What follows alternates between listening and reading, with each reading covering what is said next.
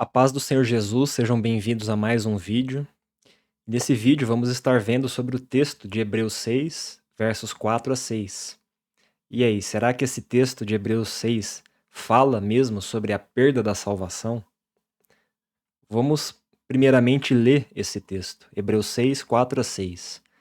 É impossível, pois, que aqueles que uma vez foram iluminados, provaram o dom celestial, se tornaram participantes do Espírito Santo, provaram a boa palavra de Deus e os poderes do mundo vindouro, e caíram.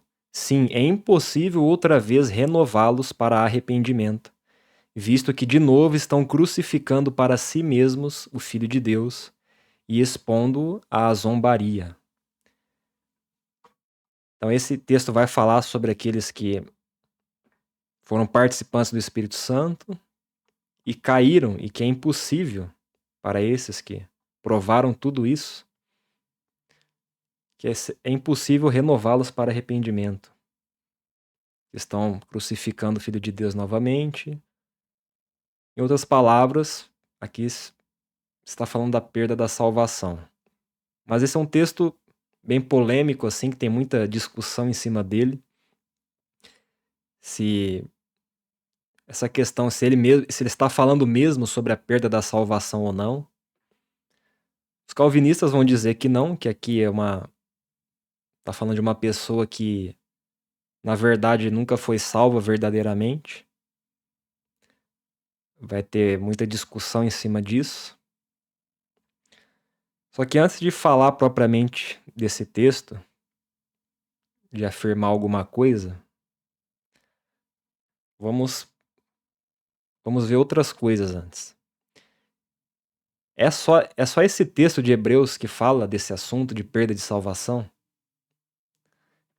Esse texto de Hebreus não é um texto obscuro e nem difícil de entender, como alguns pensam, como alguns afirmam. E também não é o único texto que fala disso. O assunto da perda da salvação é falado várias vezes na carta aos Hebreus. Então a gente vai ver vários textos na carta aos Hebreus que vão falar desse assunto, e lendo eles, quando a gente for ler Hebreus 6, vamos entender melhor o texto. Então, começando com Hebreus 2, 1 a 3. Por esta razão, importa que nos apeguemos com mais firmeza às verdades ouvidas, para que delas jamais nos desviemos.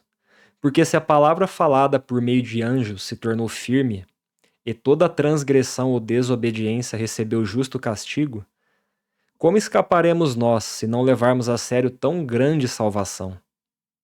Esta, tendo sido anunciada inicialmente pelo Senhor, depois nos foi confirmada pelos que a ouviram.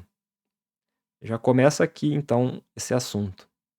O próprio autor de Hebreus, escrevendo para os irmãos aqui, ele estava se incluindo, porque o autor de Hebreus é um filho de Deus, claro, óbvio. E falando, importa que nos apeguemos com mais firmeza às verdades ouvidas, para que delas jamais nos desviemos. Por que ele está falando isso? Porque é possível um filho de Deus, mesmo tendo recebido o Espírito Santo, nascido de novo, se desviar da verdade. Vai falar sobre a antiga e a nova aliança, em toda a carta vai falar disso, dando exemplos da antiga aliança e da nova aliança agora. Que na antiga, lá no passado, todos que desobedeceram foram castigados, transgrediram contra Deus, mesmo tendo ouvido a verdade, sendo libertados. E vai aplicar o mesmo exemplo para nós. Como escaparemos nós se não levarmos a sério tão grande salvação? Ou seja, é possível não levar a sério a salvação. É possível um filho de Deus não levar a sério o que recebeu do Senhor, continuar vivendo segundo a carne e caminhar para a morte. Não andar segundo o Espírito, não andar segundo aquilo que recebeu.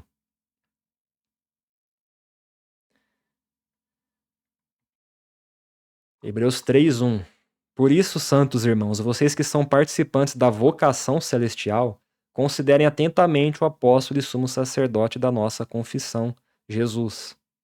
Aqui está escrevendo para todos os que foram chamados para a vocação celestial, todos os que foram chamados para serem conformes à imagem de Jesus, para serem reis e sacerdotes e reinarem com Cristo quando ele estabeleceu o seu reino. Todos os filhos de Deus aqui. O próprio autor de Hebreus se incluindo, como vimos no capítulo 2. No verso 6, Cristo, porém, como filho, é fiel em sua casa.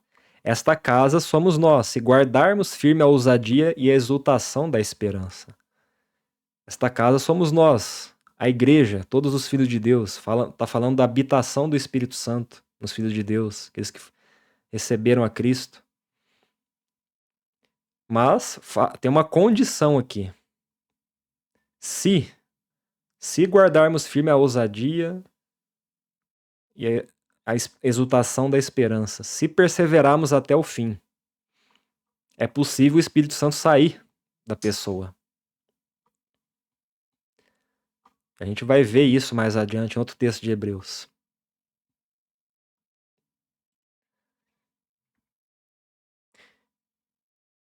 Versos 7 a 14. Por isso, como diz o Espírito Santo, hoje, se ouvirem a sua voz, não endureçam o coração como foi na rebelião no dia da tentação no deserto, onde os pais de vocês me tentaram pondo-me à prova e viram as minhas obras durante 40 anos. Aqui, como eu disse, está usando o exemplo ali da geração que saiu do Egito,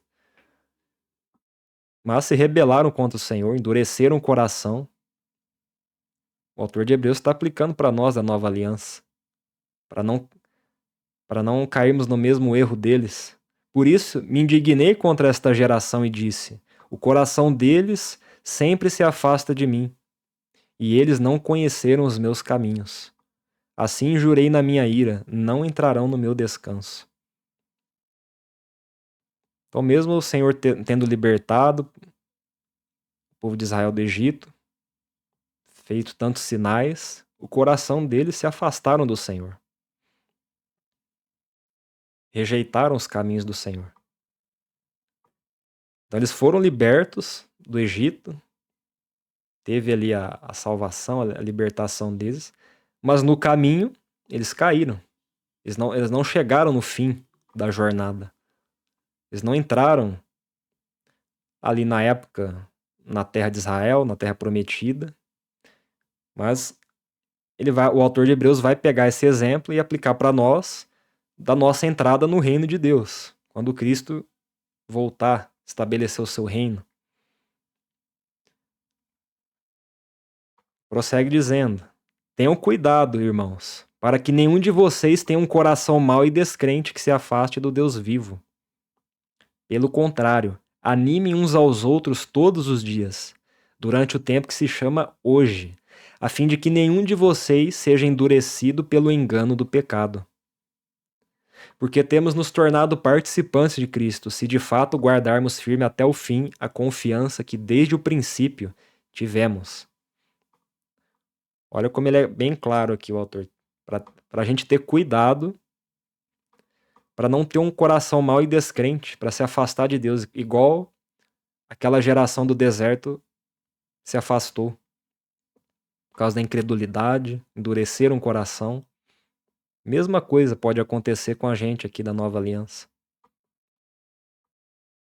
Vai falar do tempo que se chama hoje, para que ninguém seja endurecido pelo engano do pecado.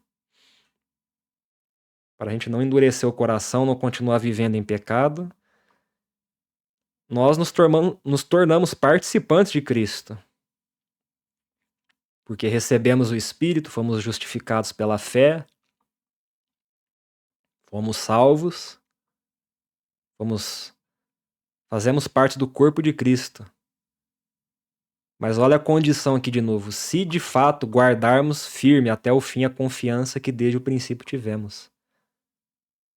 Ou seja, mais uma vez, perseverar até o fim, porque mesmo a pessoa tendo o Espírito pode sair e a pessoa ser cortada de Cristo, não ser removido do corpo de Cristo. Mais uma vez aqui, o texto é bem claro. Nos temos tornados participantes de Cristo, se de fato guardarmos firme até o fim a confiança que desde o princípio tivemos. É possível ser cortado. Agora no capítulo 4, verso 1 e 2. Portanto, visto que nos foi deixada a promessa de entrar no descanso de Deus, tenhamos cuidado para não parecer que algum de vocês deixou de alcançá-la. Porque também a nós foram anunciadas as boas novas, exatamente como aconteceu com eles. Mas a palavra que eles ouviram não lhes trouxe proveito, porque não foram unidos por meio da fé com aqueles que a ouviram. Vai falar da entrada no descanso de Deus, mais uma vez aqui o reino de Deus quando foi estabelecido, para a gente ter cuidado, para parecer que a gente não deixou de alcançar essa promessa.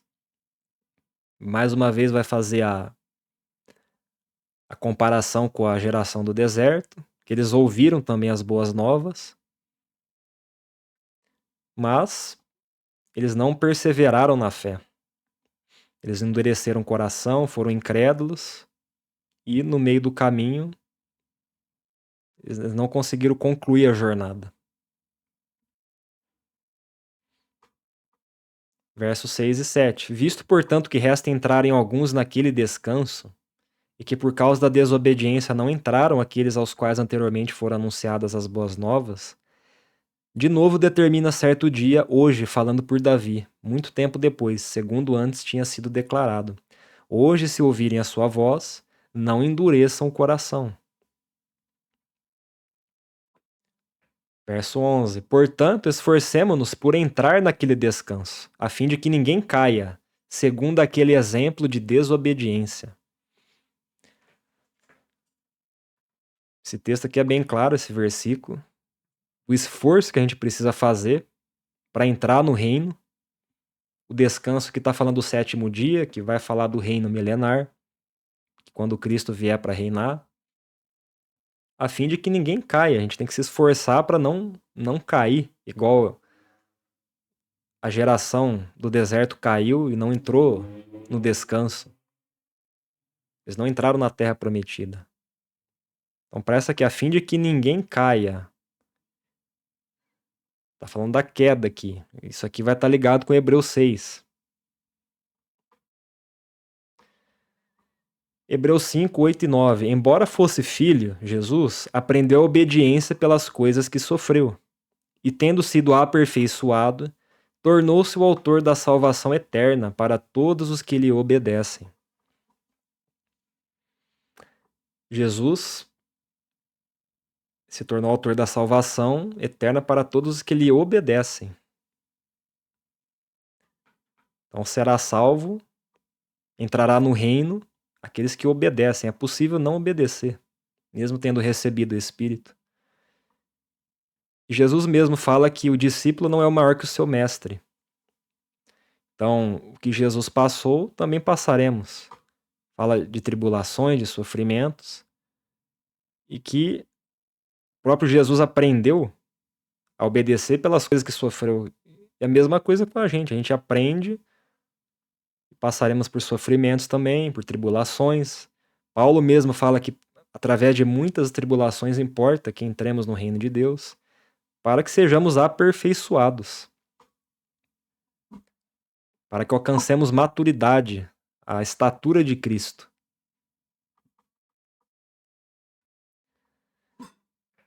Outra questão também que é levantada em cima desse assunto, quando vai falar da carta aos Hebreus, é a seguinte: se a carta aos Hebreus era só para os judeus, tem uns que vão afirmar que sim, que era só para os judeus ali, que estavam querendo voltar para a antiga aliança, voltar às práticas da lei.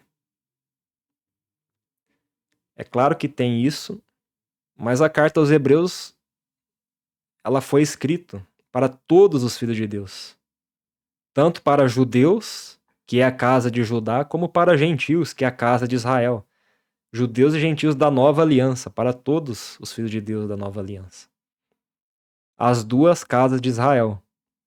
Caso você não conheça sobre a doutrina das duas casas de Israel, nunca tenha ouvido falar disso, hum, tem um, tem um estudo aqui no meu canal, tem 3 partes, tem uma playlist aqui, recomendo que você assista. É um assunto que é uma chave para entender muitas coisas na escritura, de profecias, de escatologia, até do assunto da salvação mesmo. Então eu recomendo mesmo que você aprenda sobre as duas casas de Israel. Que quando fala casa de Judá, está se referindo aos judeus, e a casa de Israel, os gentios, aqui unidos pela fé na nova aliança. É um assunto que não dá para explicar aqui, vai ficar muito longo. Mas é um assunto que o próprio autor de Hebreus fala aqui no capítulo 8. Vou ler o verso 1 primeiro. Ora, o essencial das coisas que estamos dizendo é que temos tal sumo sacerdote que se assentou à direita do trono da majestade nos céus. Então foi escrito para todos aqueles que estão na nova aliança, todos. Jesus é sumo sacerdote para todos os filhos de Deus, judeus e gentios.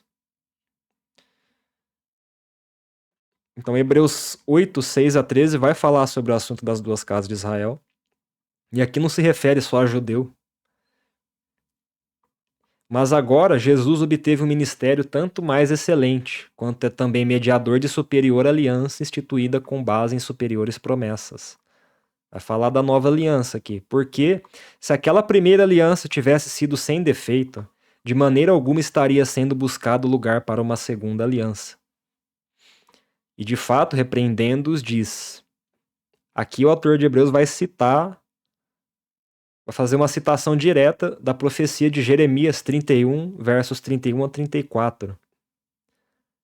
Ele vai falar a mesma coisa. Eis aí vem dias, diz o Senhor, e firmarei nova aliança com a casa de Israel e com a casa de Judá.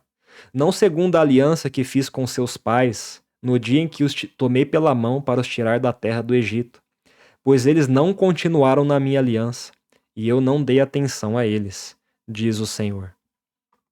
Porque esta é a aliança que farei com a casa de Israel, depois daqueles dias, diz o Senhor. Imprimirei as minhas leis na mente deles e as inscreverei sobre o seu coração, e eu serei o seu Deus e eles serão o meu povo.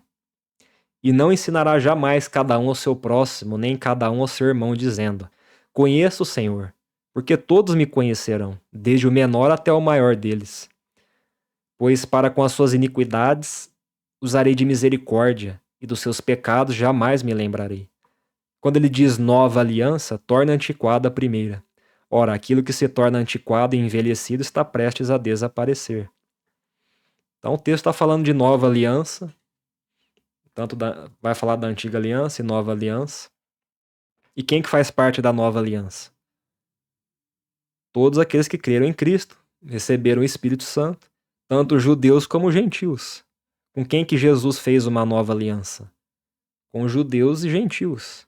Não foi só com judeus. Então, quando fala casa de Israel e casa de Judá, não está falando só de judeus. Está falando dos gentios que agora, entrando no corpo de Cristo, representam a casa de Israel. Aquele reino do norte das 10 tribos que foram dispersos nas nações e rejeitados lá na época que a Assíria invadiu, que Deus rejeitou o povo da casa do norte. E casa de Judá se refere aos judeus que se convertem ao Senhor. Uma restauração. A restauração das duas casas é pela fé, não tem nada a ver com descendência de ser israelita ou judeu aqui. Isso aqui vai falar sobre a casa de Israel, é Efraim também. Efraim representa a plenitude dos gentios. As 10 tribos que se misturaram entre as nações. Agora Deus chama essas 10 tribos nessa restauração espiritual. E os gentios entram fazendo parte como sendo casa de Israel agora. E a casa de Judá, os judeus que se convertem ao Senhor também. Então, isso aqui não está falando de descendência natural, está falando de uma descendência espiritual essa restauração pela fé, casa de Israel e casa de Judá, gentios e judeus em Cristo. É a nova aliança. E aqui quando fala casa de Israel, a casa de Judá e a casa de Israel unidas em Cristo é a casa de Israel, as 12 tribos unidas em Cristo. É uma restauração espiritual pela fé. Estou falando bem pouco aqui do assunto, porque é um assunto bem... Tem muitos textos para ler, para falar sobre as duas casas de Israel. Mais uma vez eu recomendo que você assista aqui no meu canal. Tem 3 partes do estudo.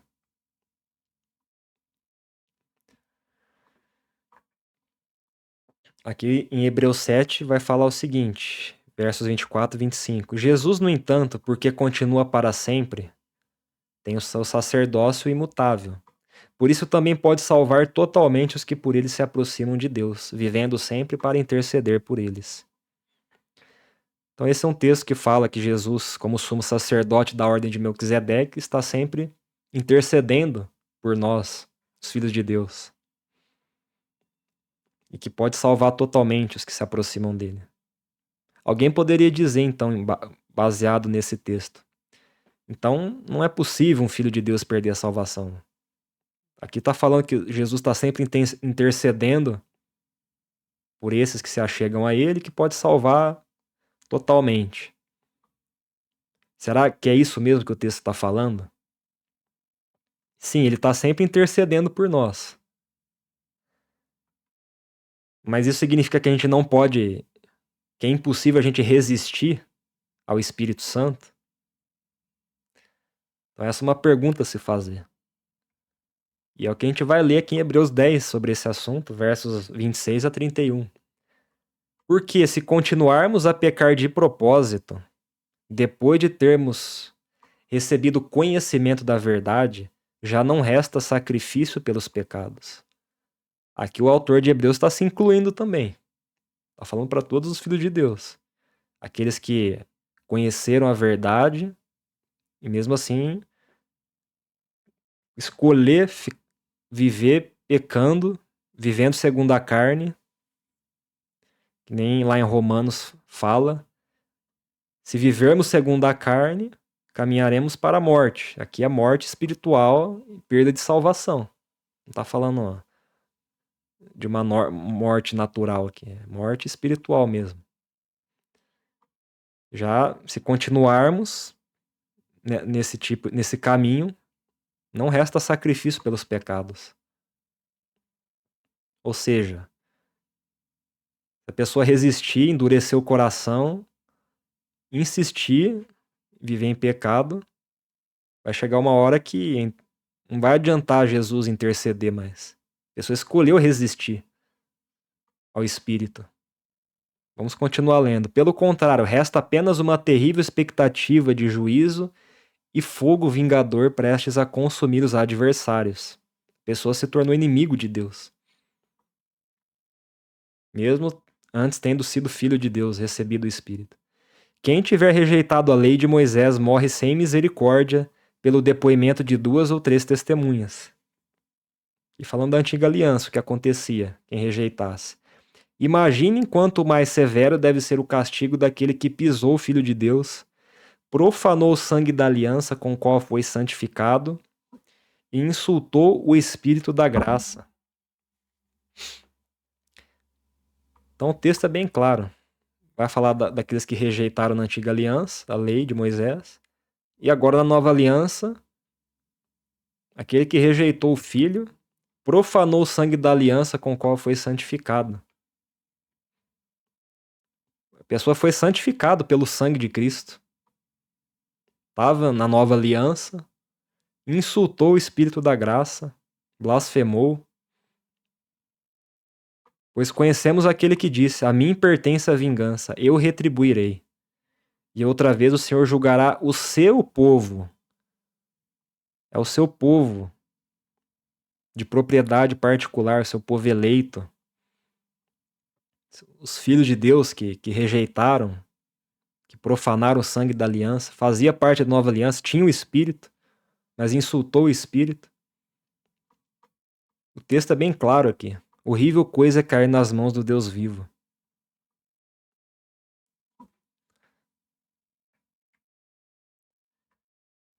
continua nos versos 35 a 39. Portanto, não percam a confiança de vocês, porque ela tem grande recompensa.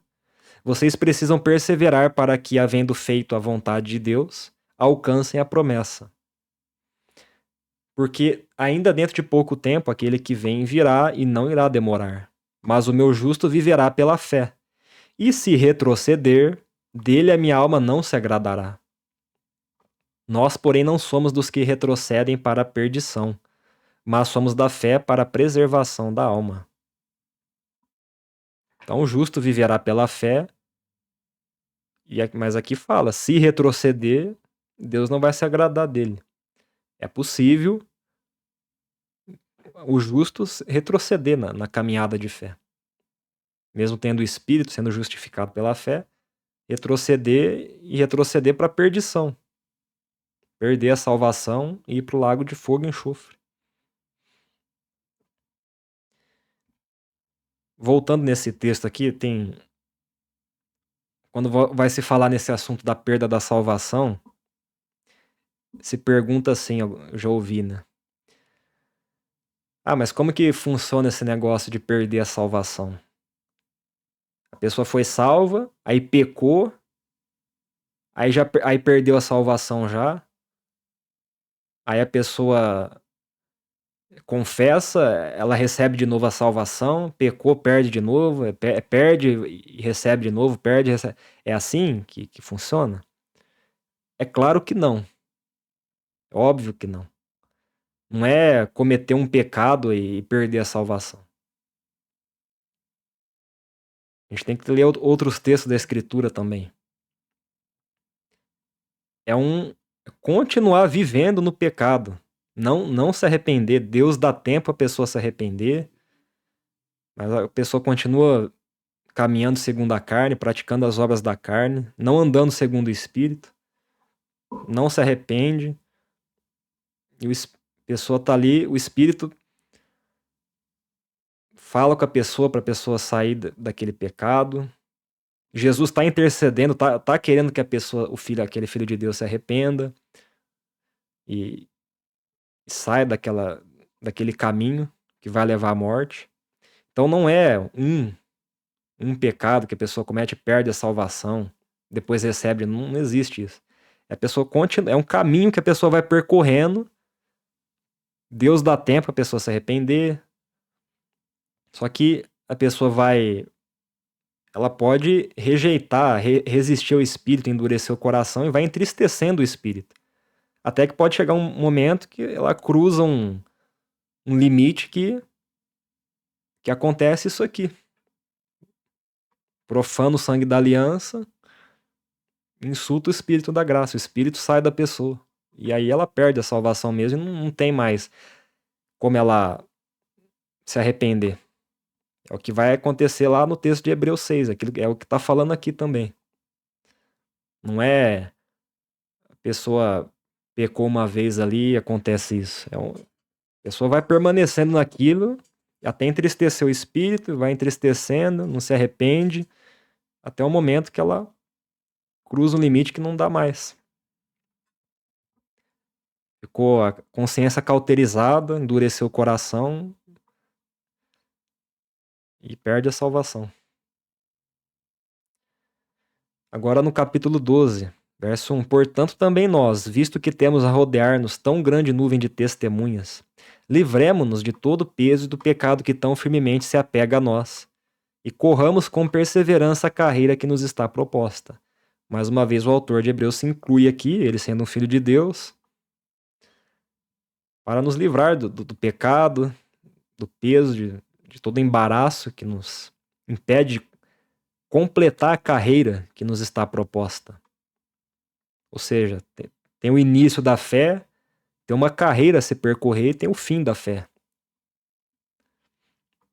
Então tem que perseverar até o fim, que nem Paulo diz na segunda carta a Timóteo. Completei a carreira, guardei a fé. É preciso completar a carreira e guardar a fé até o fim. É possível a pessoa desistir no caminho, se desviar. Então vai falar da perseverança.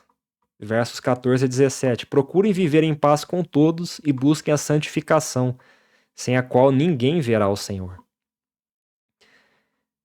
Quando nos convertemos, quando cremos em Cristo, cremos no Evangelho, recebemos o Espírito, fomos salvos, teve a santificação inicial que a gente recebeu, a gente fomos santificados pelo sangue, o Espírito, a gente foi regenerado, mas também existe o processo de santificação que o Filho de Deus tem que buscar, tem que se esforçar para se santificar, se separar do mundo, vencer o pecado. E aqui está falando disso. Tem que buscar. Sem a santificação, ninguém verá o Senhor. E a paz com todos também.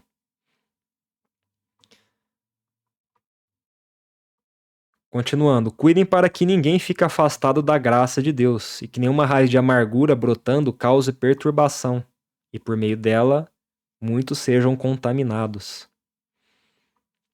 Mais uma vez, ter cuidado para a gente não se afastar da graça de Deus. Não, Deus não nega a sua graça a ninguém. É as próprias pessoas que escolhem se afastar da graça. Vai falar da raiz de amargura, relacionada à falta de perdão aqui também, que pode contaminar muitos. Ter cuidado com isso também. E cuidem para que não haja nenhum impuro ou profano, como foi Esaú, o qual por um prato de comida vendeu seu direito de primogenitura. Vocês sabem também que posteriormente, querendo herdar a bênção, foi rejeitado, pois não achou lugar de arrependimento, embora com lágrimas o tivesse buscado. Ele pega aqui o exemplo de Esaú e aplica para os filhos de Deus, que pode acontecer a mesma coisa, rejeitar a primogenitura, a gente rejeitar a nossa herança, como somos cordeiros com Cristo, a gente rejeitar aquilo que recebemos de Deus. Pelas coisas da carne, do mundo.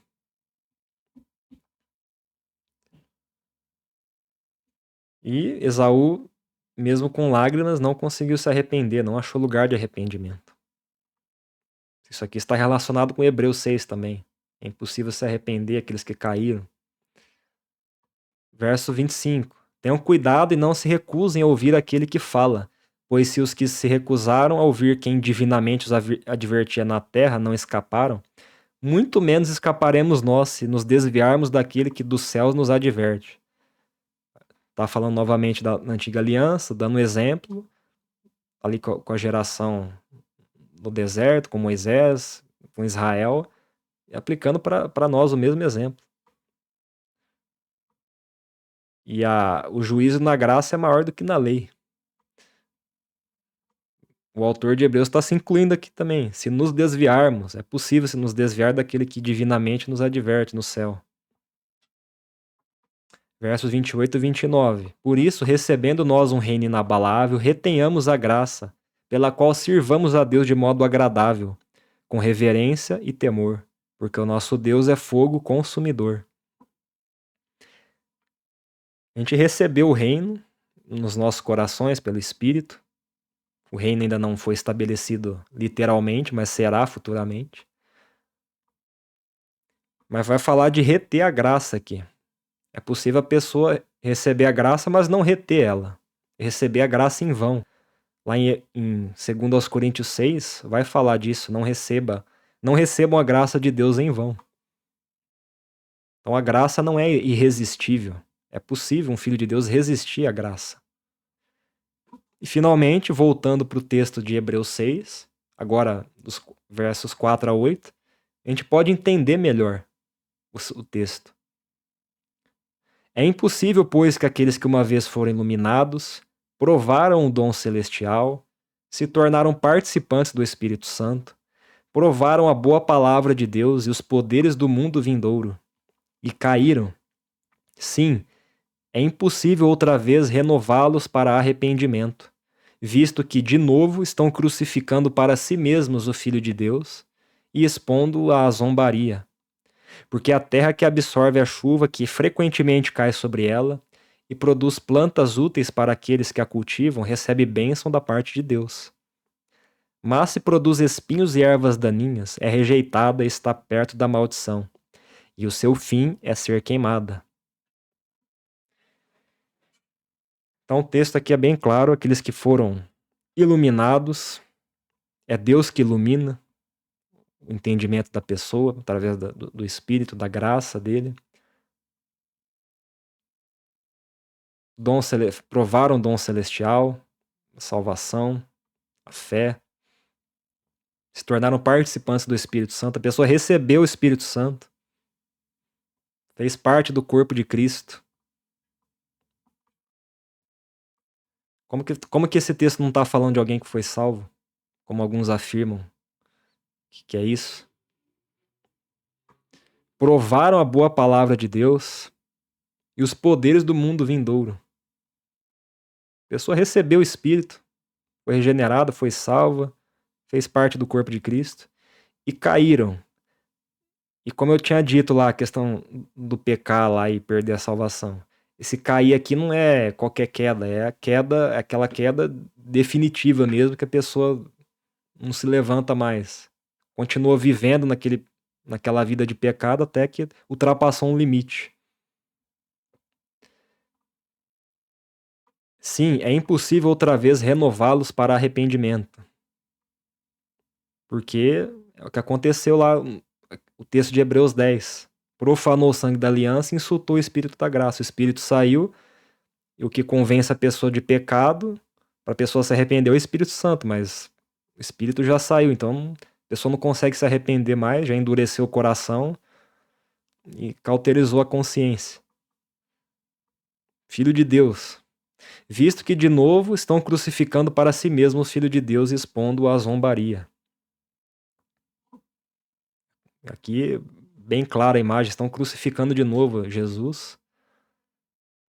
Seria necessário Jesus vir de novo, morrer de novo na cruz para salvar essa pessoa. E isso não vai acontecer. E presta atenção aqui no verso 7 e 8. Porque a terra que absorve a chuva que frequentemente cai sobre ela e produz plantas úteis para aqueles que a cultivam, recebe a bênção da parte de Deus. Vai falar da terra que absorve a chuva. A terra, a gente aplica aqui ao coração humano. A chuva é a graça de Deus na vida da pessoa que recebeu a graça, que recebeu o Espírito. É a ação da graça de Deus na vida do Filho de Deus. E cada terreno vai reagir de uma forma. Tem uns que vão produzir plantas úteis, que vão dar fruto, e vai receber a bênção de Deus. Isso aqui faz um paralelo com a parábola do semeador também.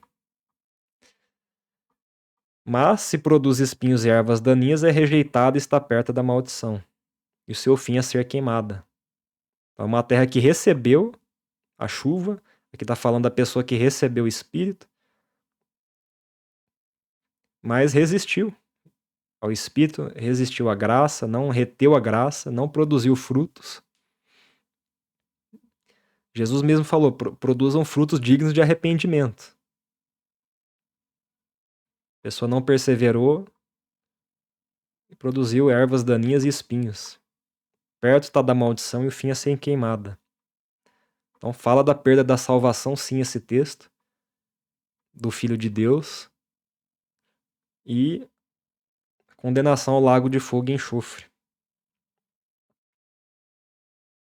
Então, conclusão, caso você ainda não tenha entendido, sim, Hebreus 6, do 4 ao 8, está falando sobre a perda da salvação, daqueles que receberam o Espírito, fizeram parte do corpo de Cristo, foram justificados pela fé, mas não perseveraram na fé, retrocederam, continuaram vivendo em pecado, não se arrependeram, insistiram vivendo no pecado, mesmo Deus dando tempo para a pessoa se arrepender, até que chegou um limite que não dá mais, né, para a pessoa se arrepender. Porque o Espírito saiu, ela profanou o sangue da aliança. Então, espero que você tenha entendido sobre esse assunto. Não é difícil de entender isso, é só prestar atenção no que toda a carta de Hebreus está falando. E vários outros textos na Escritura fala disso também, não são os únicos. Hebreus 6 não é o único texto que fala da perda de salvação. Não é um texto obscuro, não é difícil de entender. Então tem uma polêmica em cima dele que realmente não faz sentido, assim, porque o texto é bem claro. E aí vão falar de grego, na língua original, de regra de gramática. Não sou contra estudar a língua original, mas só ler o texto, é bem claro aqui. Amém? Espero que vocês possam ter compreendido melhor esse assunto, que possa ter te edificado, que você não seja enganado por certas doutrinas aí que falam que não é possível perder a salvação, porque é possível sim. Então que Deus te abençoe e até o próximo vídeo.